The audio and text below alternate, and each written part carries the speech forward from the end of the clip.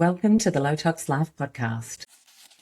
And how many times have you read about police being reluctant, not going immediately? Because when they do go, they say, we're not involved in domestic violence. We can't do anything about this unless, of course, they see someone being physically hurt or brutalized in front of them. And then the woman is coerced into changing what happened out of fear, mostly what's going to happen to her or her children again. Welcome to the show this week. If domestic violence is a subject that is too much for you, I would encourage you to sit this one out, and I am sending you my love and hugs. I wanted to do a show on this because the alarming statistic is that 25% of Australian women are affected by domestic violence. And that means it's a big health issue. And that's why I feel it relates to us and what we publish on the Low Tox Life podcast. Now, who to get to help us learn how to be better allies on this subject, who to help get us the strength to believe there is something on the other side of this if you are in it. I found a wonderful woman, Patricia Gordon Stevens, who is American and moved to Australia, a regional town here in South Australia, holds a Master of Counselling, as well as being a debut fiction author. Now, this book, Madness in Memphis, is the story of Morgan, who is a victim of domestic violence, and it is her story. And I was curious why someone who is a health professional, a counsellor, chose fiction, not non-fiction, on this subject as a form of advocacy. So I hope through this show you build literacy, as I have, around really important times in our friends and family's life, to be more present. And I really appreciate that you're here for this one. I also will say, lastly, we are simply two women showing up to have a conversation, one who works in mental health professionally, in the hope that we can be a small part of a ripple of change for someone out there. Big love to everyone, and here we go. Patricia, how are you? Hi, Alex. I'm doing well. Thank you. Thank you so much for having me. I'm really thrilled to have you here. It is a topic that no one wants to talk about, and yet I feel compelled to do so because domestic violence, partner violence, murder of women. I mean, we are seeing it on our screens every day, and we are seeing it minimised in relation to other crimes. And when I read some of your research as you were putting together for this book, Patricia, which is fiction, which we're going to unpack because I find that interesting given you're a counsellor, 1 in 4 women, partner violence. This is not something we should shy away from talking about. This needs mass education, prevention. It needs everything. A conversation was had at my local Kapunda post office the other day, and my beautiful postmaster said, Patricia, that can't be true. That's 25% of women. When you reverse it that way, instead of saying 1 in 4 and just simply say 25% of women, there's a shock value there. There's a whole shock value there. And I feel for the first time, so many people hate social media. They despise it for so many reasons. But I enjoy LinkedIn because there are hundreds of women out there fighting this battle who are advocates, who are saying to the officials in the court system, do not let these people go. Do not let them get out on bail if they're violent. And we just had a recent case, and that's what's so heartbreaking. It's daily. It's almost daily. I was born and raised in America. I'm living in Australia now. I'm a citizen. This year, I will be here for 25 years. Oh, wow. Well, you've definitely kept that Southern drawl. I did keep that Southern drawl. I was too old when I moved over here, but it's heartbreaking to wake up and see when a woman has asked for help from the local police department, when she's put out a restraining order, and there are people who are true monsters who do not care about a restraining order. This woman is at her most vulnerable when she does make the choice to leave. This is when the violence can escalate. So the point is, I see warriors, and I call them warriors, going to battle every day in the LinkedIn space. And I'm so proud of these women. I'm proud to be connected with them. But we have to do much more. And we have to get rid of the stigma of the ubiquitous thinking that females who are in this type of relationship are poorly educated or undereducated or are on drugs or using alcohol. Nothing's further from the truth, because domestic violence does not discriminate, period. Yeah, I remember learning, I don't know what it was, but there was a case that broke over a big domestic violence case with a celebrity involved. And that was when I saw a local police officer from the station in our area learnt that domestic violence was in fact the number one call out subject of their department. And so when you say that, yeah, I mean, I know that because I've heard a local police chief in a very affluent area of Sydney talk about that. So it was something like every 9 minutes they got a call. I mean, that is insane to me that we are not on national stages daily with every tool imaginable working on this, because you look at something like the global network of the Epstein files and everyone related playing out, and people go, oh, well, that's way too big for me to make a difference. Well, the way you make a difference is local violence. You focus on local community and we start working up with impact. That's hard to hear, isn't it? That's difficult to hear. And how many times have you read about police being reluctant, not going immediately? Because when they do go, they say, we're not involved in domestic violence. We can't do anything about this unless, of course, they see someone being physically hurt or brutalized in front of them. And then the woman is coerced into changing what happened out of fear, mostly what's going to happen to her or her children again. And so the police are in this, they're on a little hamster wheel, aren't they? They're being called out.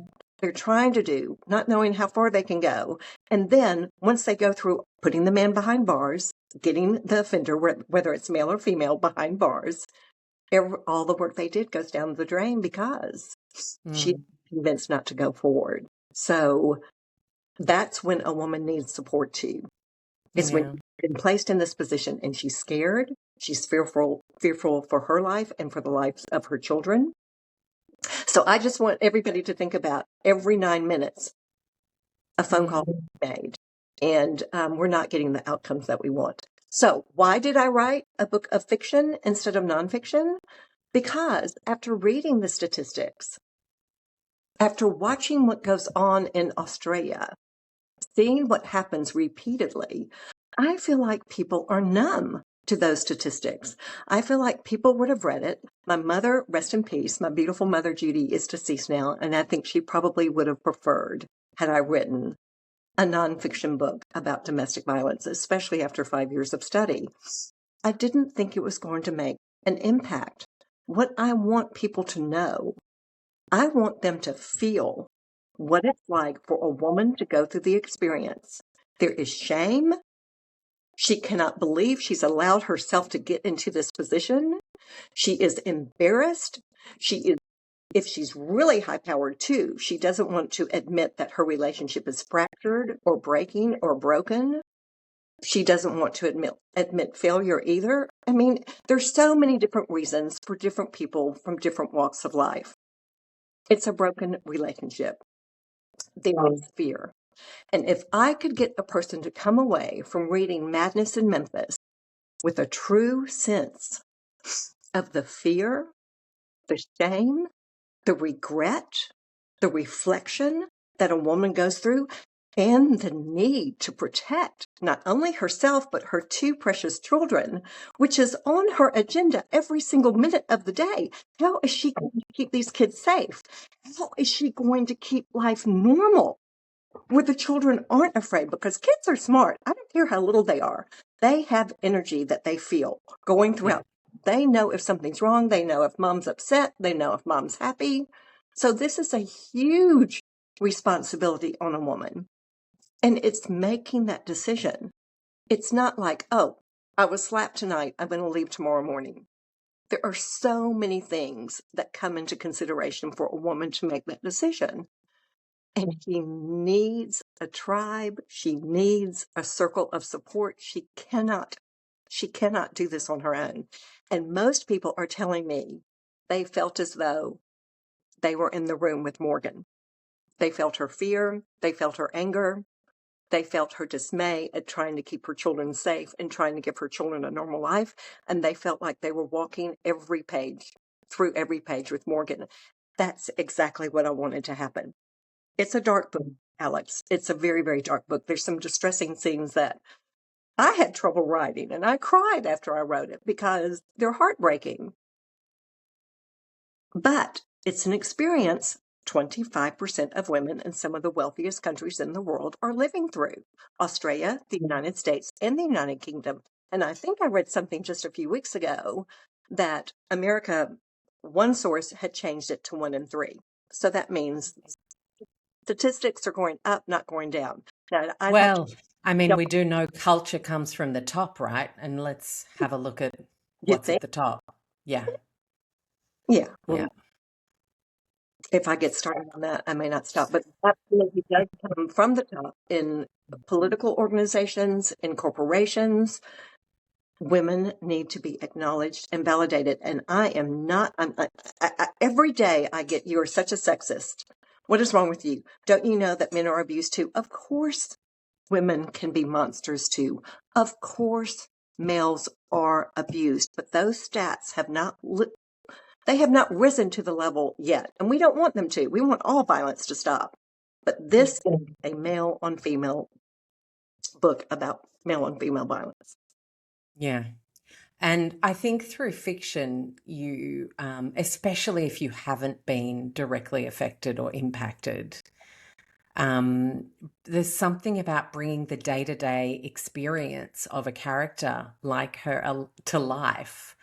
And like you feel the minute and massive at the same time challenges Morgan's going through. Did you have a chance to read it yet? Or portions? I'm about half the way through. I'm a very sensitive person. I'm just going to put my hand right up now and say I'm the person who my husband screens a movie or a TV show before I go in and get to watch it because he knows how empathetic I am and how much I hold things.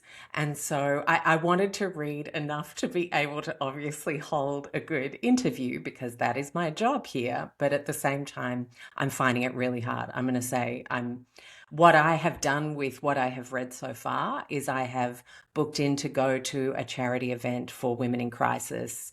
I have moved one of my donations across to women's shelters. I think that I'm getting goosebumps just thinking about it now because this is what books can do for us. And not everybody wants to read cold, hard stats. They're like, okay, fine, tell me something I don't know. But often action comes from imagination, and getting inside the heads of people is something fiction does so well. Whereas nonfiction can always feel like a stat that you're not a part of. You can become Morgan's bestie when you're reading this book and think, God, if I could be there for this person, this is awful. Do I have any friends that are like this? Oh my God, is there something under my nose that I'm not picking up? Like, that was where my mind was going. Perfect. And that's what I want the reader to take away. That was one of the main reason was I want women and men to know what someone is experiencing as they're trying to flee and how the violence can escalate. Secondly, this could be your niece, your daughter, your sister, your aunt, your mother, or even your grandmother. We do not know what's going on behind closed doors. If you're working with a colleague and her demeanor has changed, if you have a good friend and And Alex, I know what it's like when you start dating a new person. You hear the music singing and the butterflies are flying around and you're all excited. And even the prospect of seeing them soon, your heart is jumping with joy. So, you know what happens with girlfriends? They go by the wayside if there's a new person, a new boyfriend involved. Mm. And It's that lasts. so true. It's true, isn't it? So, but Mm. then it's been a while. And that friend, that dear friend, has vanished. If she's not responding to texts or phone calls, if she's not meeting up with you, that is a red sign for a work colleague, for a good friend, for a family member. And I suggest you remain curious, you be gentle and kind, you be forceful in asking questions in the nicest way possible, and then show up. Appear at the door. And if you knock on that door and he says, "Oh, I'm sorry, she has a headache. Oh, she's not feeling well. Oh, she can't be seen today." If you feel safe enough, you you simply say, "I'm sorry, it's been too long. I need to see my friend. I need to check on my friend." If you feel safe. But What if you don't? if you don't, you need to go collect your friends and you need to go make a phone call and get family members in a tribe, and there needs to be some sort of confrontation. If that woman has Mm. been seen, if she's being coerced into not doing her normal things, and even if you're out with her, if he doesn't want her to speak, if he touches her elbow or keeps her back, if everything's changed, that's another red flag. Is she dressing differently? Does her facial expression, does she remind you of the person you knew before she was in this relationship? Or is there a stark difference? And it doesn't have to be huge. It's just, when someone is trying to control someone. And your state, New South Wales and Queensland, have been fantastic about coercive laws and coercive control. South Australia has joined the bandwagon. We were late to the party. And I think the actual law will not take effect until 2027 because everybody has to be on the same page. So there's a lot of things happening behind the scenes. So it's not just covering up a bruise with makeup, using foundation to cover the physical pain. There's just so much else involved. Tracking, using, looking at your phone, taking your phone, not giving your phone, using the finances, doling them out. Nobody taking over financial control. So many other things happen in abusive relationships besides violence. And we need to be good friends. We need to pay attention and ask questions because it may take, especially for an educated woman or a woman who may be in a high position, she may not admit she's afraid until the fifth time you ask her, "Are you okay?" You know what really jumped out for me there, Patricia? It was when you said, you know what it's like when you meet a new beau and you're all excited and you kind of disappear off the radar for a bit. And as the friend, you kind of say, you say, "Oh, have you caught up with so and so for a while?" "Oh, no, she's got a new boyfriend. She won't be around for a few months." Are you saying that's actually quite a key time to stay in touch just in case and to just be a little bit more aware of those new relationships rather than just putting not having seen them down to the fact that they're in one? Well, Alex, I think that's an excellent observation. I think that's really good. I think more women need to think about that. Even if she doesn't want to hear from you, even if she goes, "Oh, everything's so wonderful. I'm going to catch up with you. I promise. I promise. I won't see you until next week." You'll know by the tone of her voice. You'll know. Mm. Really, really good friend. I think that's an excellent idea to do because this is the time too. If there is a really crafty, manipulative, narcissist person in this woman's life, he's going to make sure that he does meet her friends. He's going to make sure he does meet the family members, and he is going to put the best foot forward. He will endear himself to these people because once things change, the common response will be, "Oh, he could never do that. He's not capable." Mm. Oh, And I'm so, sure he didn't mean it, sweetie. Don't worry about it. Yeah. right. And that, in some instances, not all, that web is being woven.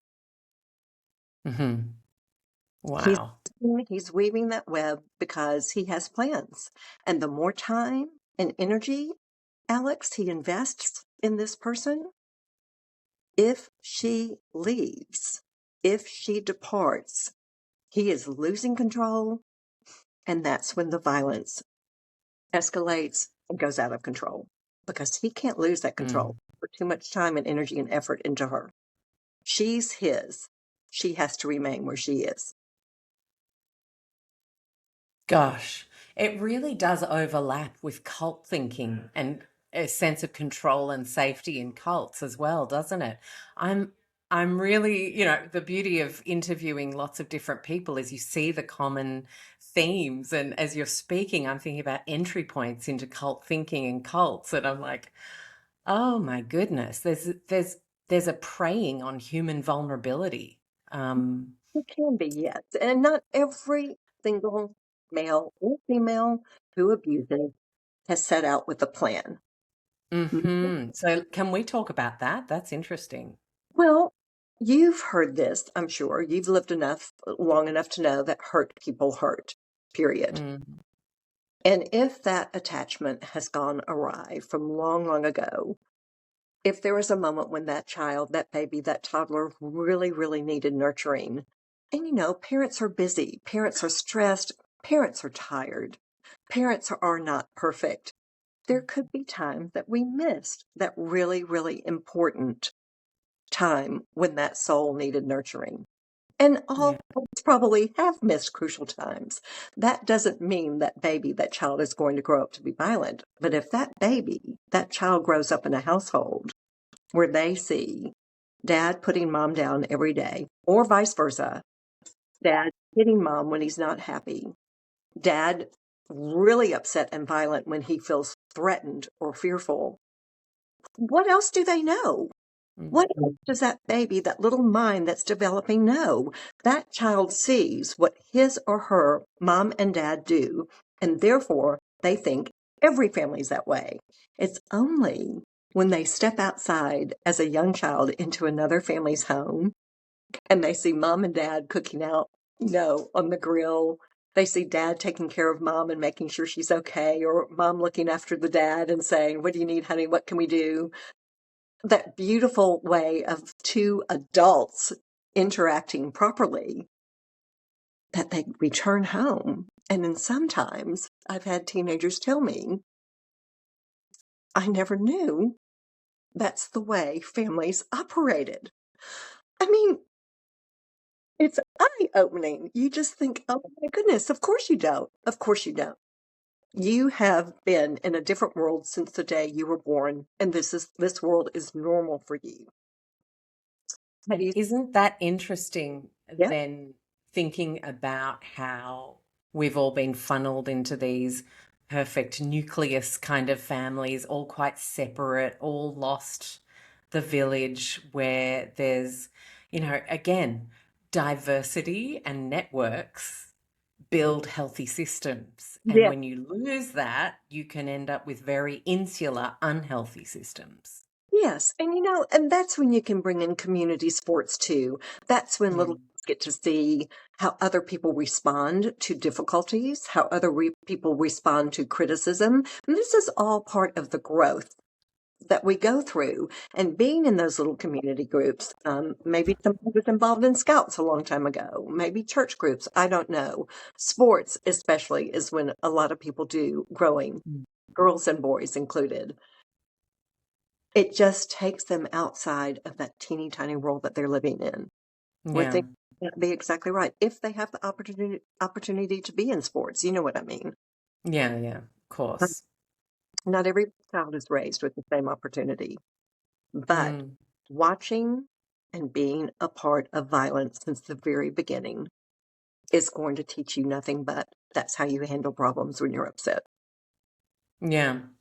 And we often, I mean, we've already done it now. We often focus on the woman having to, problem solve and get herself out of this. What can men do more? Because what I often see is an absence of male advocacy on this subject. And I know my own husband is trying to like do more. And he even, I said, it's as simple as shutting down a sexist joke in a Oh, comment thread or on a camping trip. Like just start. However you can start. And he really has taken the ball and run with it. It's been awesome.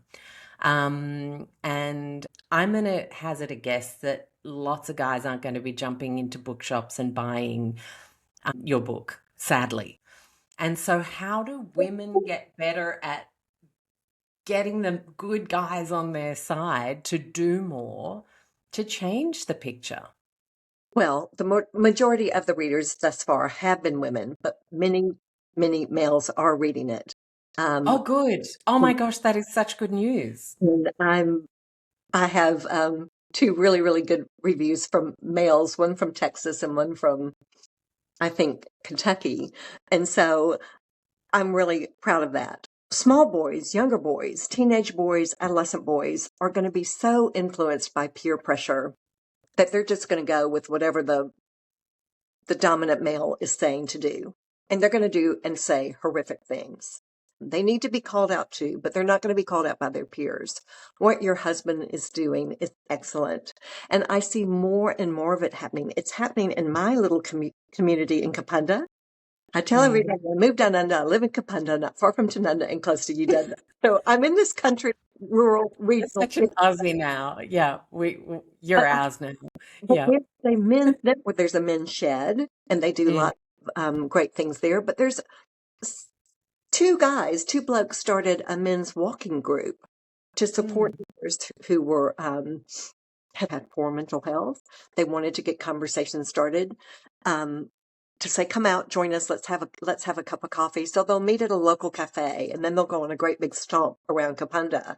Um, and I think, no doubt, I believe these subject matters would come up. And I think these Mm. guys are very sensitive. They care about each other, and they certainly care about the women in their lives. And it's only going to start through groups like this.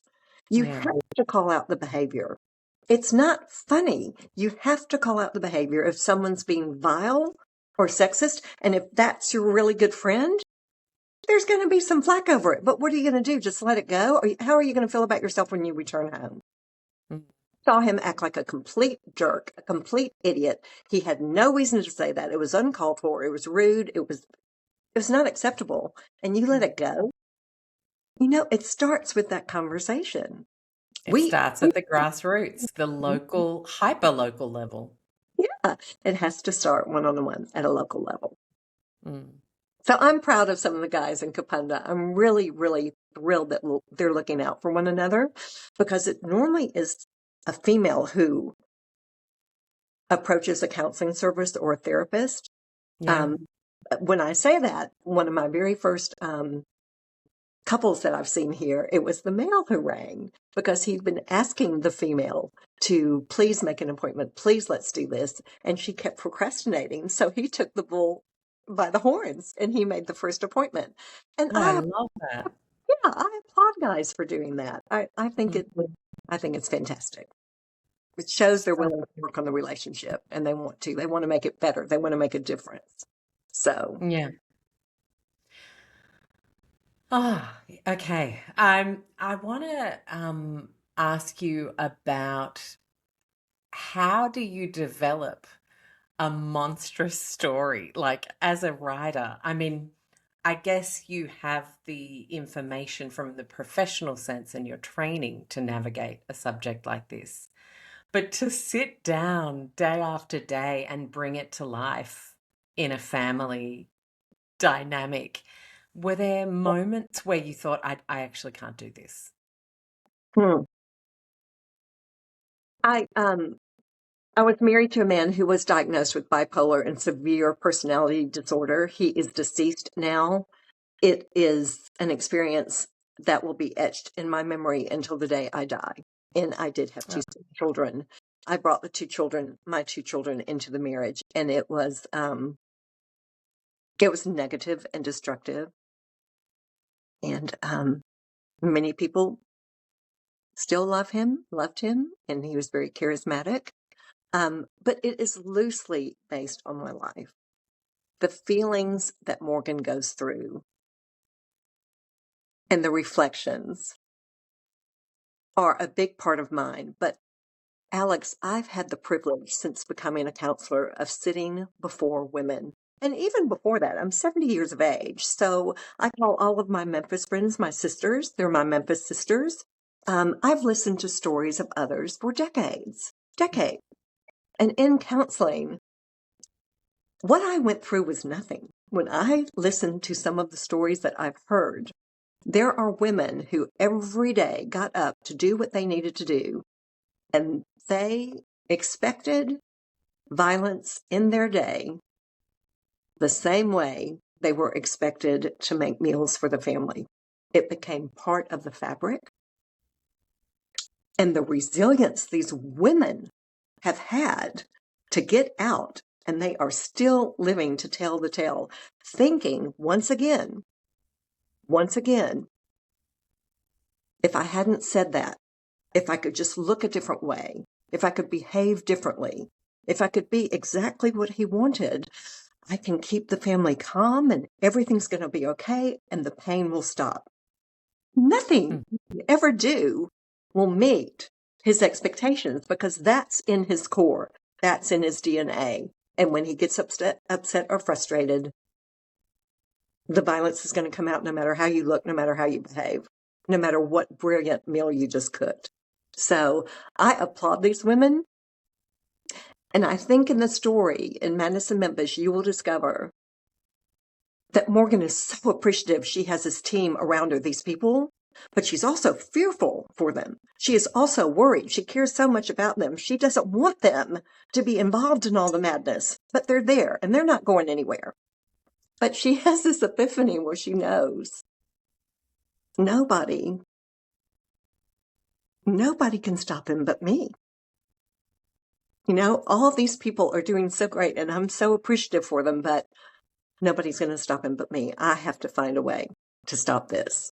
And that's when it gets scary. That's when women need more support, period. Women need more support. They're not on their own.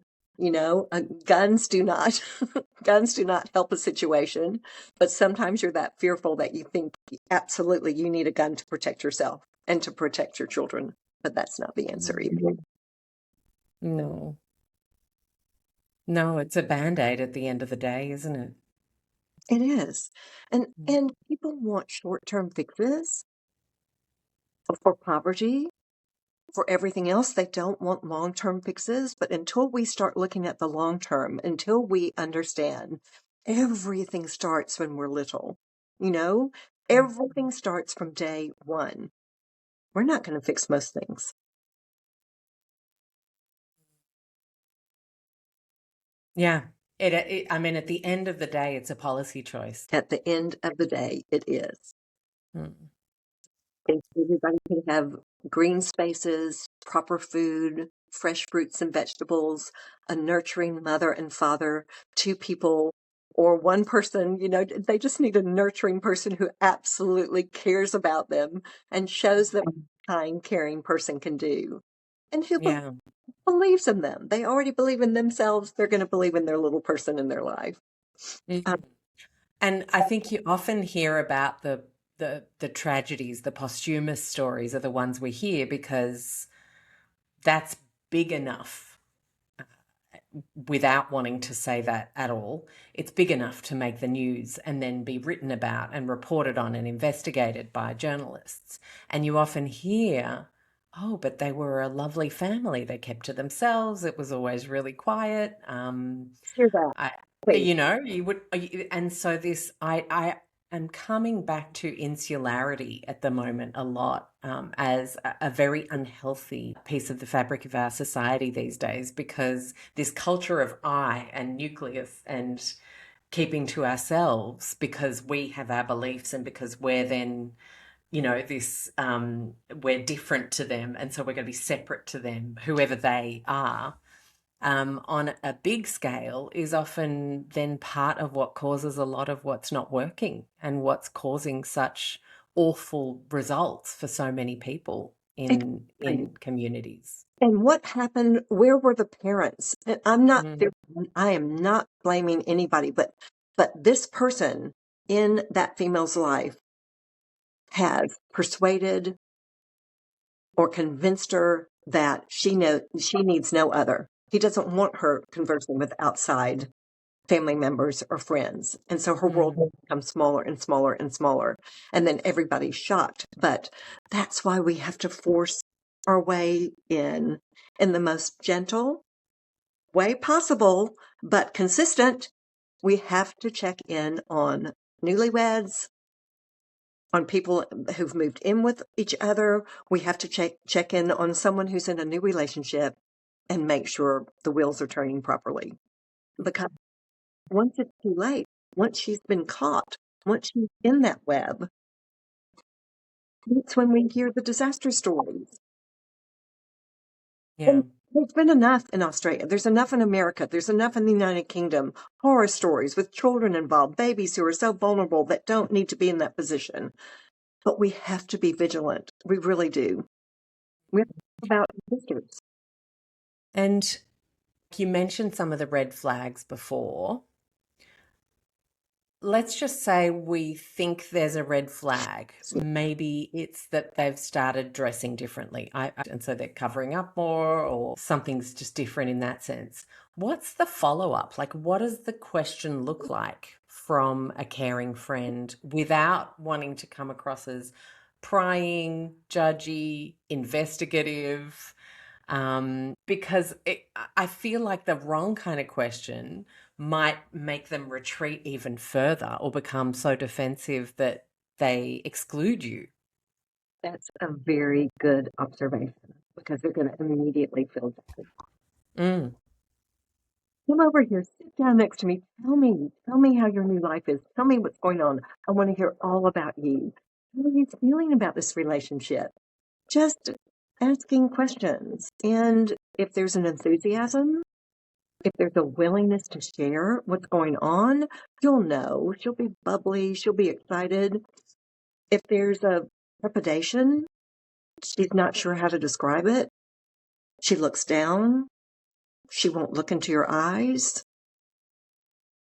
If she's unsure, then we need to say, listen, I don't care what's going on.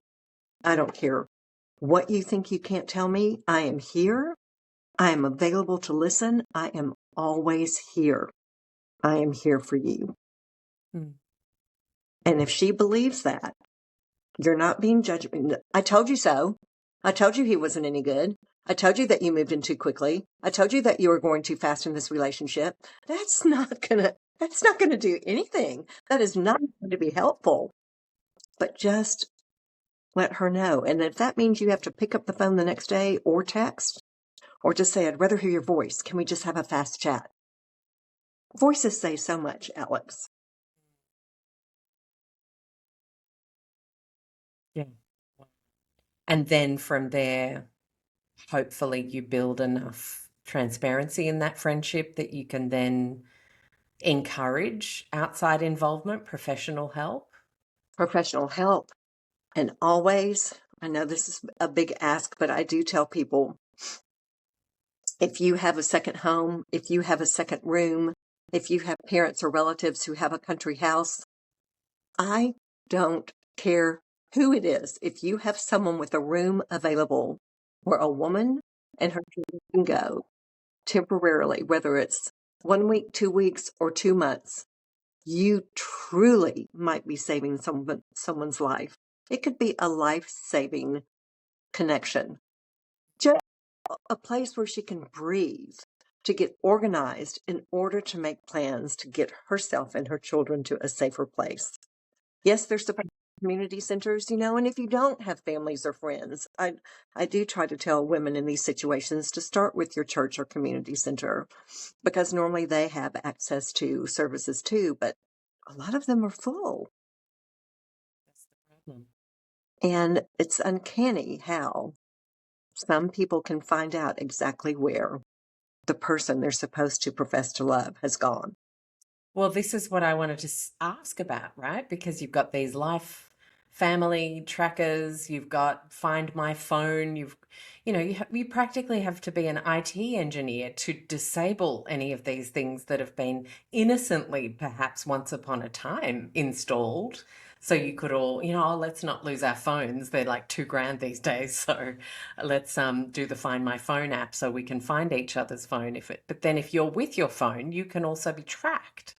And So who has there's a technological security element on top of the physical distance we're trying to build. And then, I think back to that movie in the 80s. Gosh, what was it with Julia Roberts, where the guy finds her eventually and the towels are like, I can't remember what it was called, but it was do you remember? I don't remember either. I'm trying to. Oh my gosh, that's now going to stay with me until I Google it later and get the name. But I just there must be a fear that you're going to be found and literally hunted down, as so many women tragically are. Yes, and who has the funds to hire a private detective to Mm, untangle all of those things? I yeah. didn't know this. It was uncanny. I was a brand new counselor. My practice has just opened. I went to my Telstra shop to have something done to my phone. And this wonderful representative asked me what I was doing, blah, blah, blah. We got into a big conversation. And he said, "You do know that Telstra will provide any person who's in a domestic violence situation a brand new free phone." And I said, "Excuse me?" And he said, "Yes, this is something that we worked with the government, especially because of coercive control, and that person, Wow. because Telstra will help a person. If she runs in there, if she explains her story and what's happening to her." I do know that was told to me in my the next town over at the Gawler Telstra office, and I just couldn't commend him enough. I mean, I came home and told all my friends and family about it. I thought this is the best thing Mm. ever. So perhaps, maybe Optus, I don't know. Maybe there are other stores that do that, but apparently it is a pact that Telstra and the government have to protect people who need a new phone to get away from someone who's tracking them. Hmm. Incredible. Um, and these are the kinds of things that are going to actually start to productively help people trying to escape. Yes. Yes. We need to make sure now that kids have phones as well, that they don't have theirs on them and they're not being tracked. I mean, my goodness, right? Oh, goodness. It's Okay. huge, isn't it? It's huge. It's It's a overwhelming. lot. But there are little steps we all can take. And even if it's just temporary that you're helping someone for a week, 2 weeks, a month, if there's anybody in your family that can do that, if someone Mm, in place, because they don't know yeah. where to go. They don't know who to ask. Mm, And there's, yeah. To much more consciously be there for people and really look for signs, knowing what the stats are, I think is just huge.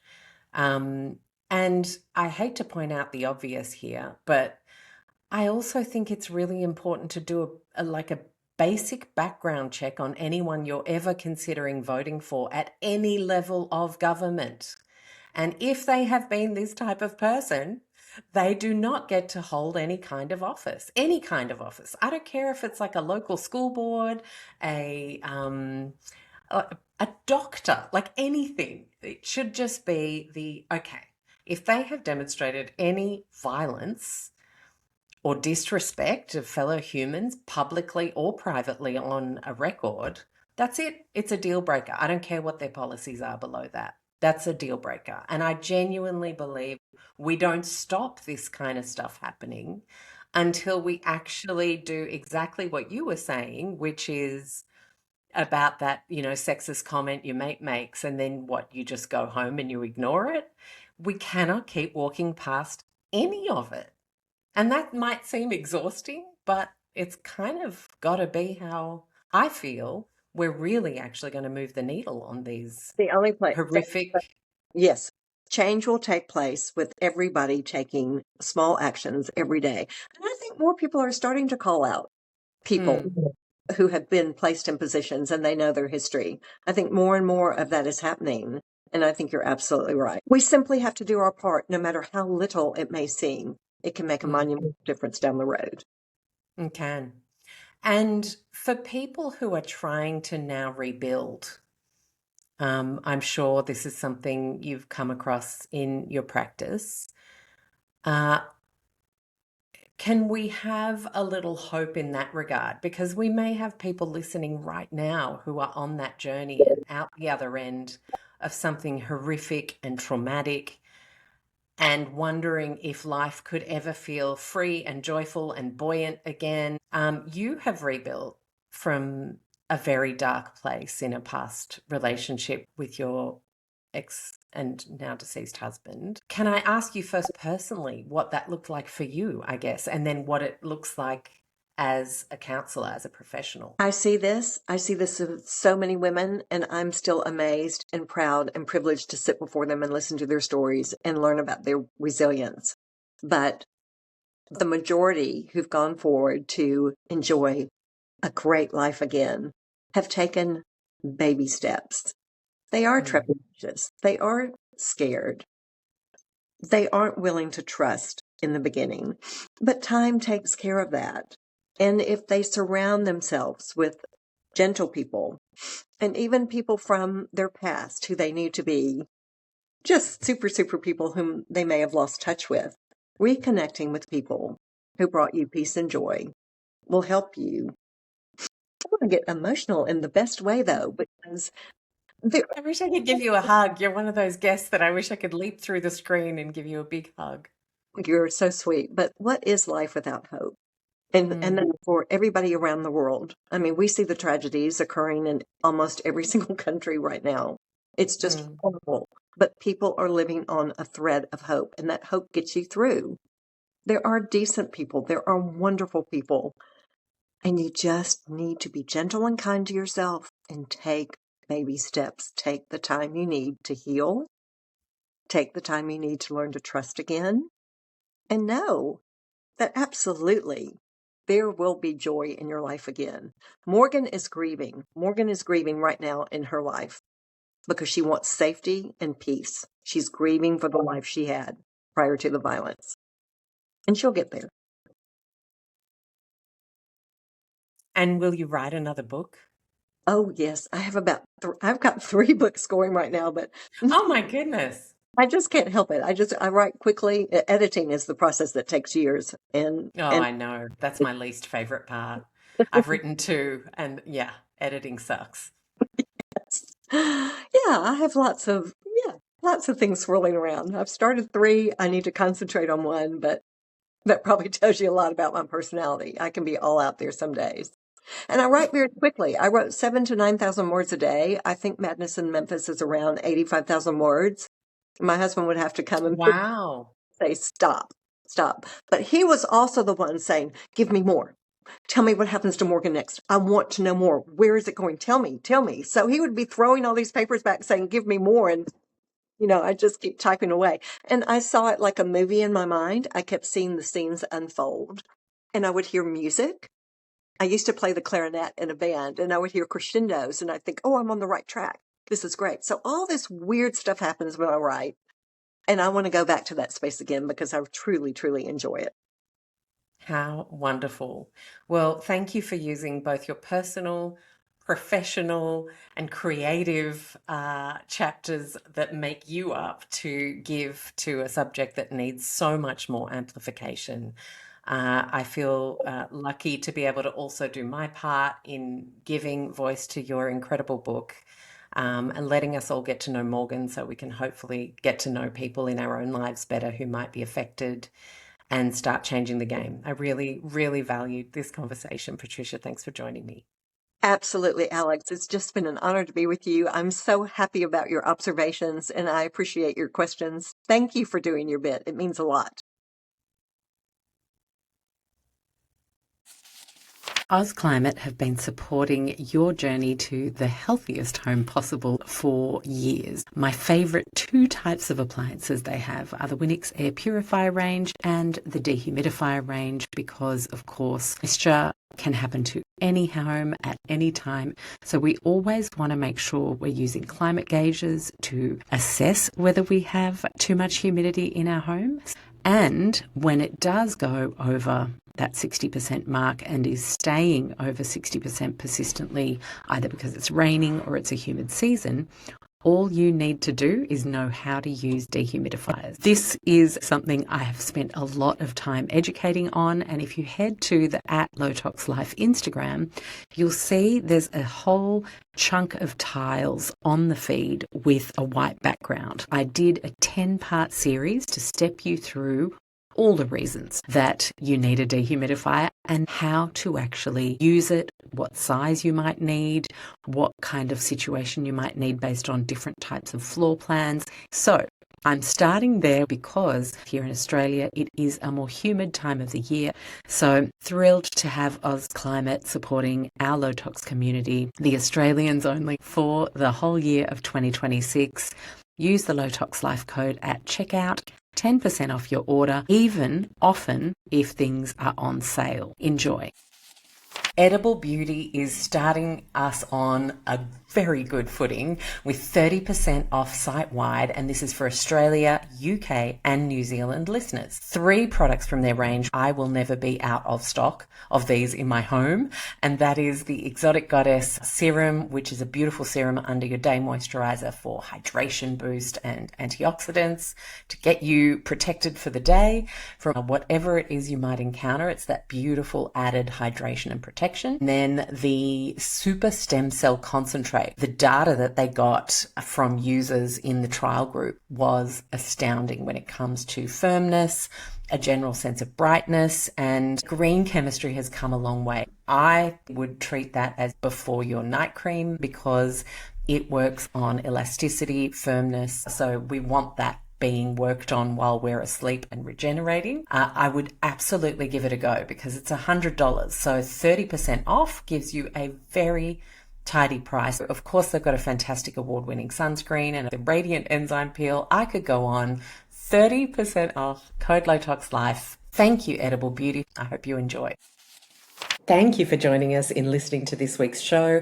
If you're not already subscribed or following the show on whatever platform you listened, please do that now. It helps enormously in terms of getting this show out to more people.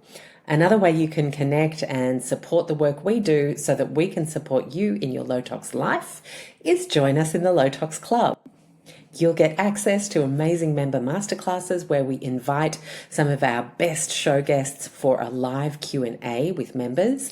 You also have great shopping discounts from low tox businesses and honestly, the nicest low tox community Facebook group that exists on the internet. I do hope you join us there. It costs just the price of a coffee a month on average. Head to lowtoxlife.com, hit the Explore tab, and Low Tox Club is the first option there. Thank you so much for listening, and we'll see you next week.